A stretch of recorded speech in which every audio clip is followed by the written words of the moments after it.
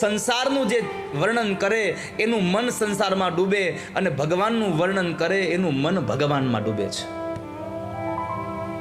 સંસારનું વર્ણન કરે એનું મન બગડે છે અને ભગવાનનું વર્ણન કરે એનું મન વિશુદ્ધ બને છે.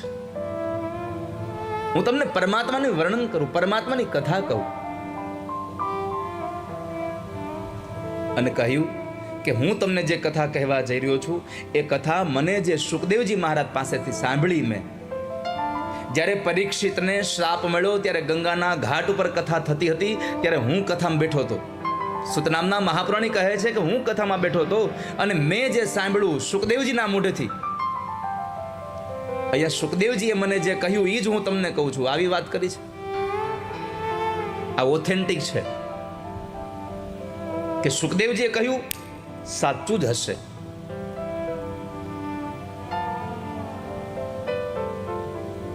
ક્યારેક ક્યારેક આપણે કોઈ આપણા કાને વાત આવે એટલે આપણે પૂછીએ આ વાત કહેતું તું કોણ, એ પેલા કયો. તમે કાંઈ પણ વાત આવી તો આપણે પૂછીએ આ કોણ વાત કરી તમને? તો સામેવાળો માણસ આપણને કહે કે ફલાણા ભાઈ મને વાત કરી, એટલે આપણે કહીએ તો પાક્કું જ હોય, એ કોઈ દી એની ભૂલ ન હોય, પાક્કું જ હોય. એમ અહીંયા સુખદેવજીએ જે કહ્યું છે, સુખદેવજીએ કહ્યું એટલે કે કથાનો મહિમા વધાર્યો છે. સુખદેવજીએ કહ્યું છે તો બરાબર હોય કે જ્યારે પરીક્ષિત રાજાને તક્ષક નાગ દંખ દેવા આવ્યો એના પેલા વિમાનમાં બેસીને ભાગ્યા છે. આ બધાનો હું સાક્ષી છું, મેં મારી આંખે જોયું છે. પરીક્ષિતને તક્ષક ડંખ દે છે અને છતાં પણ એ વિમાનમાં બેસીને ગયો છે. પણ પરીક્ષિતને વિમાન એટલા માટે લેવા આવે સુખદેવજી જેવા વક્તા હોય અને પરીક્ષિત જેવા એકાગ્ર ચિત્તવાળા એકાંતિક શ્રોતા હોય તો. આપણે તો અહીંયા બેઠા બેઠા બાજુવાળા મોબાઈલમાં જોતા હોય, તારે કોનો મેસેજ આવ્યો? એમાં તમને વિમાન નહીં સાયકલ લેવાય ન આવે.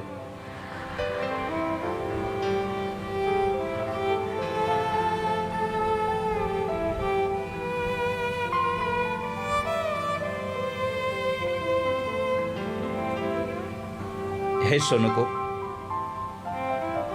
આ કથાનો મહિમા કોણ વર્ણવી શકે એમ છે? કોણ ગાઈ શકે આ કથાને? આ કથા સનત કુમારજીએ દેવર્ષિ નારદને સંભળાવી છે. નારદે કથા સાંભળી? હા, એણે કથા સાંભળી. એણે કથા શું કામ સાંભળી? આપણી યાત્રા અહીંયા ઊભી હતી. નારદે કથા શું કામ સાંભળી? લોક વિગ્રહ મુક્તસ્ય નારદસ્ય સ્થિરસ્ય ચ વિધિ શ્રવે કુતઃ પ્રીતિ સંયોગ કુત્ર તે સહ. વિધિવત કથા એણે સનત કુમારો પાસેથી સાંભળી. તમે સાવધાન થઈને સાંભળો. એકદા હિ વિશાલાયા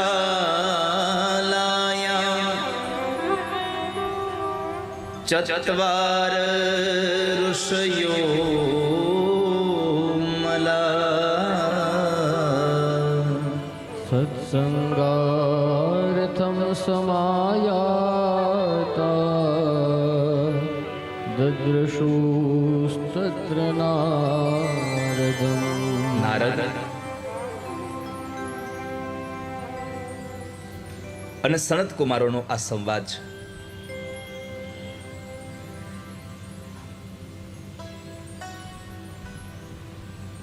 સનક, સનંદન, સનાતન અને સનત કુમાર આ ચાર મહાપુરુષો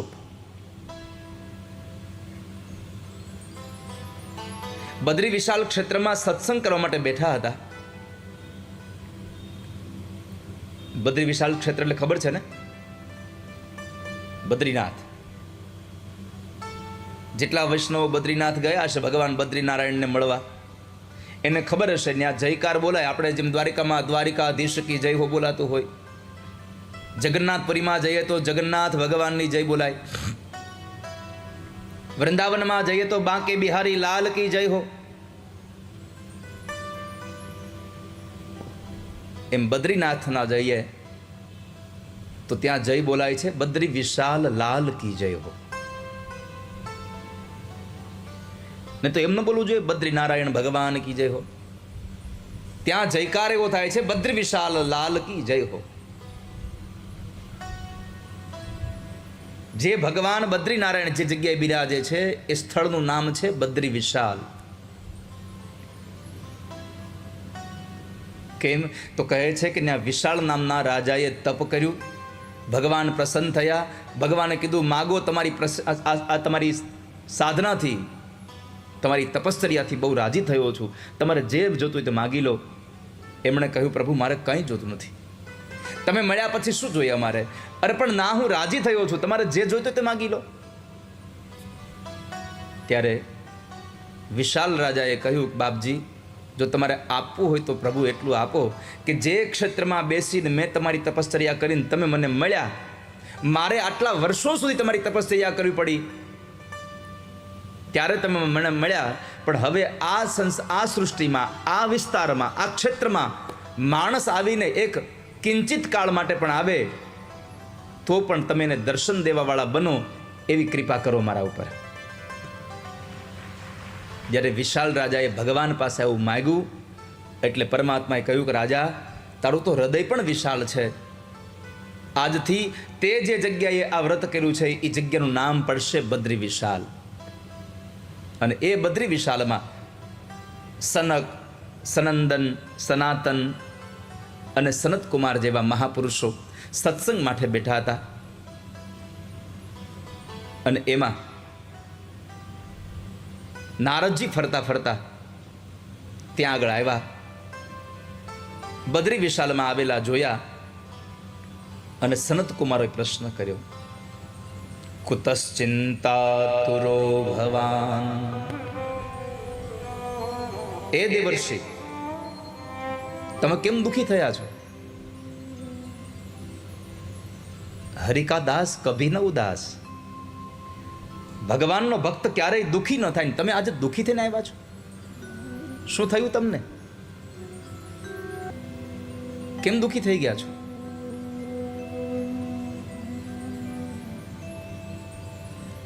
અમે તમને પૂછીએ છીએ, કુતશ્ચિંતાતુરો ભવાન, આપની ચિંતાનું કારણ શું છે? શું થયું તમને? શા માટે હેરાન છો?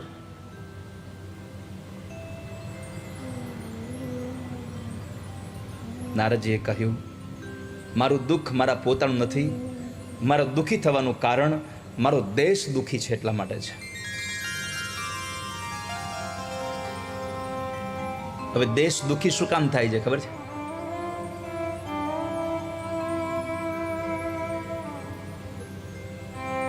નારદજીએ કહ્યું, સત્યમ નાસ્તિ તપઃ શૌચમ દયા દાનમ ન વિદ્યતે ઉદરમ ભરિણો જીવા વરાકાકુટ ભાષિણ. આ સંસારમાંથી સત્ય વયું ગયું એટલે મને દુઃખ લાગ્યું છે. આ સંસારના લોકોમાંથી તપનો મહિમા જતો રહ્યો. હવે આપણને થાય તપનો મહિમા કેમ વયો ગયો?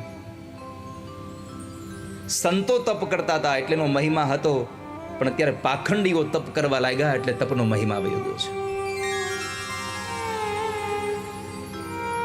પૃથ્વી પાખંડે ખાધી, સત્યની શોધ નથી લાદી. આ પૃથ્વી પાખંડને હવે આમ તમે જોવા જો તો આ સંસારમાં સંતો કરતા પાખંડીઓ વધી ગયા.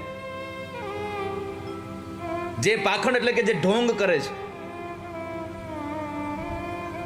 ઘણા લોકો ક્યારેક ક્યારેક શબ્દ વાપરતા હોય છે, હવે સંતો પાખંડી થઈ ગયા. સંતો પાખંડી થયા જ નથી, પાખંડીઓ સંત થવા લાગ્યા છે એટલે સંતો પરનો આપણો ભરોસો વયો ગયો છે.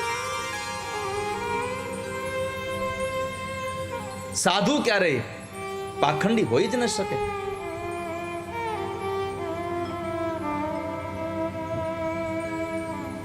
પાખંડી લોકો સાધુ થવા લાગ્યા છે. એટલા માટે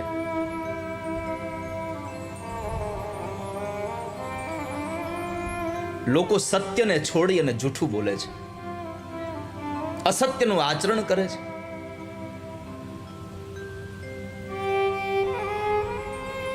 સાધુની આ દ્રષ્ટિ છે, સાધુ પોતાની જાતને સુખી કરવા નથી ઈચ્છતો.